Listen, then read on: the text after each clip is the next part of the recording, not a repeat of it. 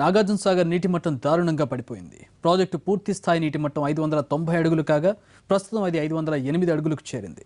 సాగర్ నీటి మట్టంపై తాజా సమాచారాన్ని మా ప్రతినిధి సమీ అందిస్తారు. తెలుగు రాష్ట్రాల వరప్రదాయని నాగార్జున సాగర్ ప్రాజెక్టు పూర్తిగా ఒట్టిపోయే దశకు చేరుకుంది. డెడ్ స్టోరేజ్ కన్నా పడిపోవడంతో నీటి నిల్వలు పూర్తిగా తగ్గిపోయిన పరిస్థితి మనకు కనిపిస్తూ ఉంది. ప్రస్తుతం మనం చూస్తున్నాం 508.40 అడుగులు మాత్రమే నీటి నిల్వ ఉంది. గత సంవత్సరం ఇదే సమయంలో 528.50 అడుగులు నీటి నిల్వ ఉండేది. అయితే ఎగువ ప్రాంతం నుంచి నీరు కొత్తగా వచ్చి చేరకపోవడంతో ఈ దుస్థితి ఏర్పడిందని చెప్పొచ్చు. తెలుగు రాష్ట్రాలకు సంబంధించిన 22 లక్షల ఎకరాలకు కనీసం ఒక కారు కూడా నీళ్ళు ఇచ్చే పరిస్థితి ఈ సంవత్సరం లేకుండా పోయింది. ప్రతి సంవత్సరము ఈ రెండు రాష్ట్రాలకు సంబంధించిన కుడి ఎడమ కాలువల ద్వారా రెండు రాష్ట్రాల్లో సాగునీరు అందించే నాగార్జున సాగర్ ప్రాజెక్టు ఈసారి ఒక్క కారు కూడా నీరు అందించే పరిస్థితి లేకుండా పోయింది. కేవలం ఈ రెండు కుడి ఎడమ కాలువల కింద 4,000 ఎకరాలు మాత్రమే కల్టివేట్ అయినట్టు ప్రస్తుతం అంచనాలు ఉన్నాయి.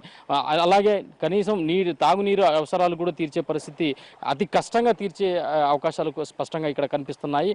ఇప్పటికే ఆంధ్రప్రదేశ్ తెలంగాణ రెండు రాష్ట్రాల్లోనూ తాగునీటి ఎద్దడి తీవ్రంగా కనిపిస్తున్న నేపథ్యం కనిపిస్తూ ఉంది.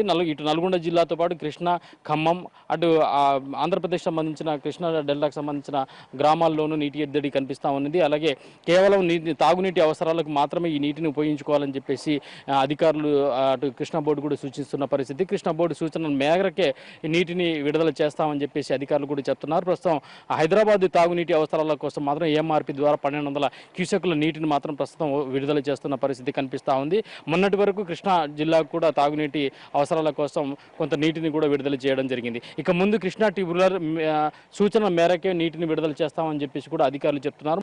510 అడుగులకు డెడ్ స్టోరేజ్గా పరిగణిస్తారు. అయితే 510కి కిందికి వెళ్ళి 510 కన్నా తక్కువ నీళ్లు ప్రస్తుతం ఉన్న పరిస్థితి కనిపిస్తూ ఉంది. అలాగే శ్రీశైలం నుంచి నీటిని విడుదల చేస్తే తప్ప నాగార్జున సాగర్లోకి నీళ్లు వచ్చే పరిస్థితి కనిపించడం లేదు. కేవలం తాగునీటి అవసరాలు తీర్చేందుకు మాత్రమే ప్రస్తుతం ఈ ప్రాజెక్టులో నీళ్లు ఉన్నాయని చెప్పేసి స్పష్టంగా తెలుస్తూ ఉంది. కృష్ణా బోర్డు ఆదేశాల మేరకు సూచనల మేరకు నీటిని విడుదల చేస్తామని చెప్పేసి అధికారులు చెప్తున్నారు. మొత్తానికైతే ఇప్పటికే ఆంధ్రప్రదేశ్ అటు తెలంగాణ రాష్ట్రాల్లోని చాలా గ్రామాల్లో చాలా పట్టణాల్లో ఇప్పటికే తాగునీటి ఎద్దడి నెలకొన్న పరిస్థితి కనిపిస్తూ ఉంది.